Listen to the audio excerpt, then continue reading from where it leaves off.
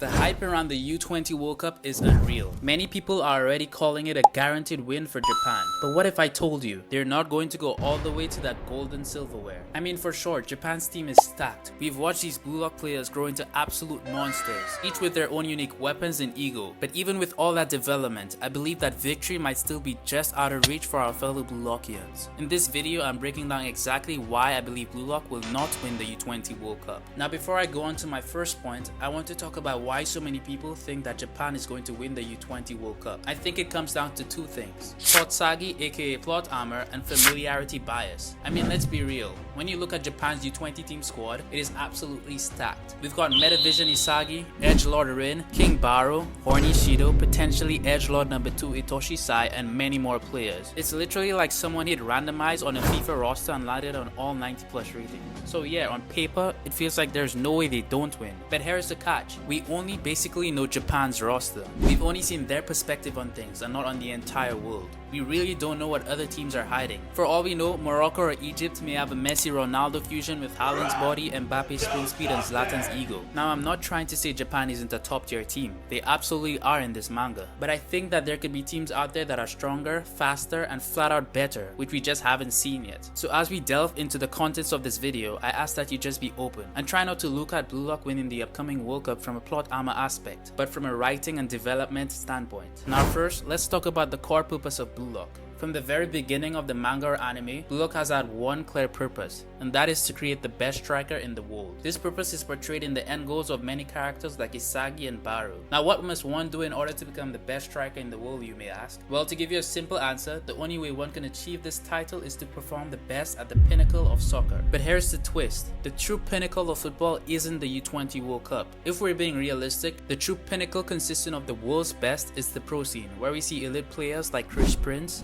Snuffy, Lavinho, and of course Noel Noir running the game. And for everyone who hasn't noticed the elephant in the room, all of these players are well past U20 eligibility. I mean, Snuffy's practically pushing 40. He's basically the Modric of Blue Lock. Now don't get me wrong, the U20 World Cup is packed with rising stars like the new Gen 11 and Loki, but it's still a tier below the highest level of world football. Let's be honest. Would you really say someone is the best striker in the world just because they dominated a tournament filled with the best new-gen teenagers? Or would the title mean more if they conquered the top national teams full of professionals and the best youngsters? The answer is obvious, it's the latter. What I'm trying to say is that a striker cannot be considered the world's best if he doesn't face the entire world. That's why I don't think that Japan winning the U20 World Cup would mean Blue Lock has fulfilled its goal of creating the best striker in the world. At best, it's just a stepping stone to creating that best striker. Now, I know many people think that the hype has been built around the U20 World Cup from basically the beginning to current chapters, so it would only make sense that they win the tournament, right? However, I think that development-wise, I'd actually argue it would be more beneficial for the Blue Lockians' growth if they lose the U20 World Cup. It would fuel their hunger and make them realize that world soccer is not just limited to some Squid Game football facility. It will also expose their weaknesses and push them even harder toward becoming the best in the world. I could honestly see this World Cup being used as an introduction for the new Gen 11 players and other young talents around the world, building up even more hype for the main World Cup, which will happen 2 to 3 years down the line. In this World Cup, we would have a mixture of time-skipped prime diamonds in the rough from the past U20 World Cup as well as the professional players. And this is where I see Japan 100% taking the dub. Also, I feel like Japan winning both the U20 World Cup and mainstream World Cup will not be as rewarding to see. I kinda think the World Cup would be like a Haikyuu moment where Karasuno lost to Iowa Josa in the fall tournament and came back in the spring tournament to beat them and go on to win the entire prefecture tournament. I also want to point out, from what we've seen so far, Loki will most likely be the final boss for the U20 World Cup, as we've already had a lot of tension built around him and Isagi.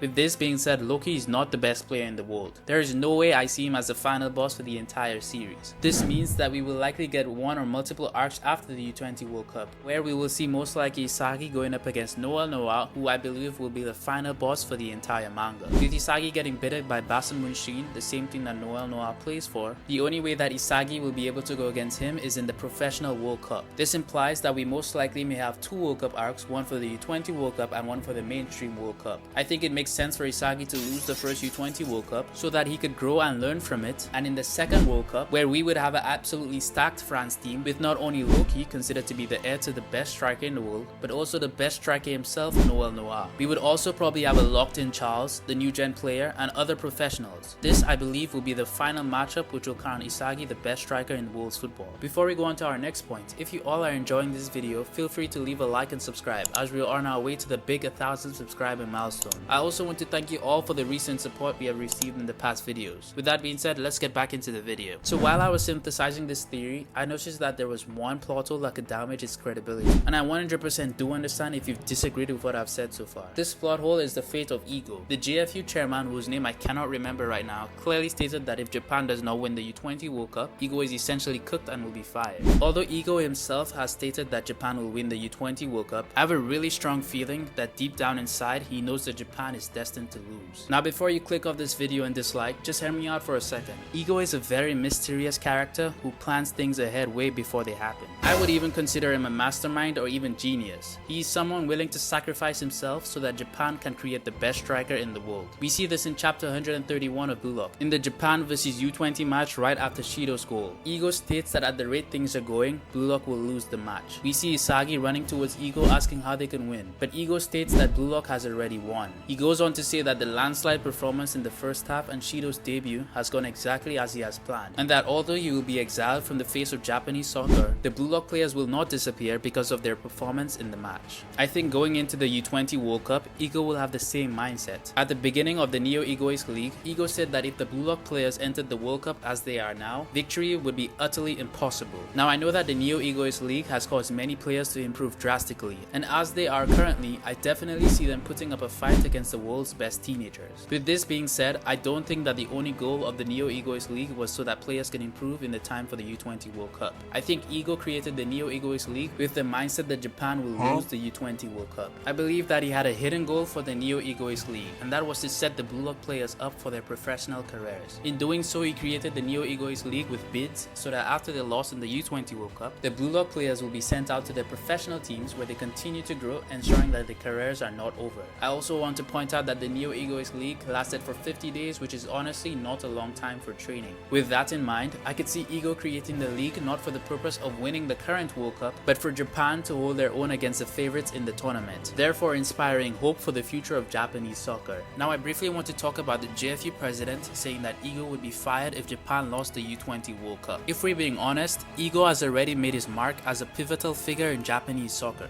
That's why I believe that even if Japan loses the U20 World Cup, Ego will not disappear compared to if Blue Lock lost in the Japan U20 versus Blue Lock match, where he was basically an unknown coach. Considering that the Japan U20 team will do well in the upcoming World Cup, the entirety of Japan will want him to run it back in the professional World Cup, which I can see overpowering the JFU chairman's orders because he'll see this as a way of bringing in more money. With that being said, this is all we have for today's video. Let me know what y'all think about this theory in the comments, and feel free to comment down below any other theories that you have for the upcoming arcs of the Blue Lock manga. If you enjoyed this video, be sure to like and subscribe, and I'll see y'all in the next one.